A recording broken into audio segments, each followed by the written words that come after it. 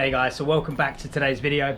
Today I want to talk about varying up how we load the body during our training sessions. Now I'm going to caveat this entire video that if you are a power lifter, if you are an Olympic weightlifter, you don't need the variation, right? You need to become really good friends with the barbell and really good friends with heavy weights, okay? Because that's the nature of your sport. But if you're just someone that wants to look good, feel good, or you're an athlete that's playing football, rugby, you know, to train like a power lifter and have heavy barbells on our back for every exercise and to only work with compressive load in the weight room would be the equivalent of me going to cello lessons because I want to learn the piano.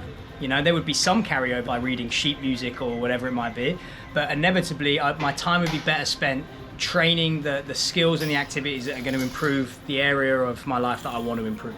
And essentially, like what I'm showing you now is me going through the belt squat. Now, one of the things I look at when I train is how can I load the body and train the body, but at less cost and overall wear and tear. So one of the things that I've sort of been doing over the last couple of weeks, again, as I've got a new job over here in Koh Tao, is I've been training people from all different walks of life. People from Russia, people from Australia, people from France, people from the UK, and all different ages. And one of the things we've been talking about is programming, how to get the most out of their training moving forward after their 3 weeks, 4 weeks here with me. And when we've been discussing programs, all of them have been highly compressive, barbell orientated or heavy dumbbell orientated programs. And I understand, right? That is what most gyms are filled up with, and it's easy to fall into that trap.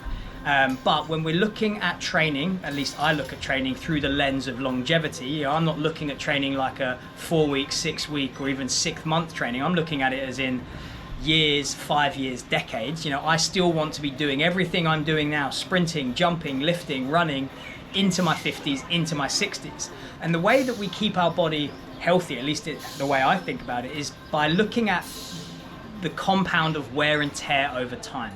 So today's session that I'm kind of going through, it was a lower body training session. You know, exercise number 1 was heavy back squats with a bar. You know, highly compressive load, axial loading through the spine, what I need to get strong. You know, axial loading and compression isn't a bad thing. I don't want this video to come across like that, but too much of anything can be a bad thing. And I think if we get caught in the trap of going from heavy back squats to heavy RDLs to heavy leg presses, I think that the accumulative wear and tear that we would get over 12 weeks, 6 months, a year, 2 years, 3 years would come at a cost. And I think that cost would be potential risk of injury, unnecessary risk of injury. And actually, by utilizing exercises and utilizing different ways of loading the body that are maybe less compressive by nature, I think gives us a bigger return for our investment. So the belt squat, using that as an example, because that's the video I'm kind of running in the background here, is the belt squat, because the weight is hung around the hips, I'm not loading the spine at all, really. And actually I'm creating traction.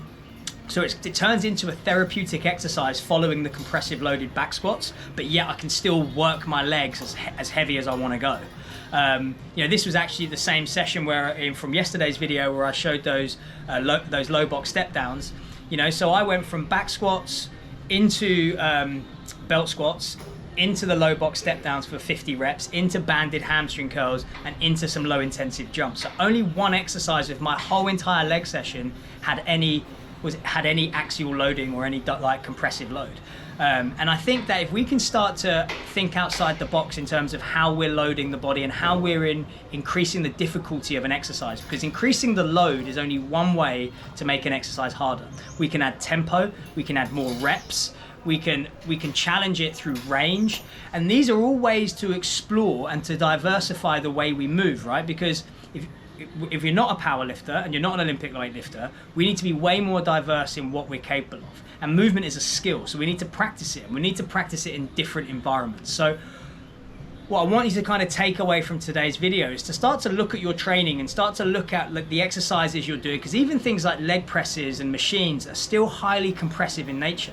And again, and I will also caveat this whole video in saying that if I go on holiday and I'm in a hotel gym and all they've got is a barbell and dumbbells, I'm 100% going to go back squat, RDL, lunges with dumbbells.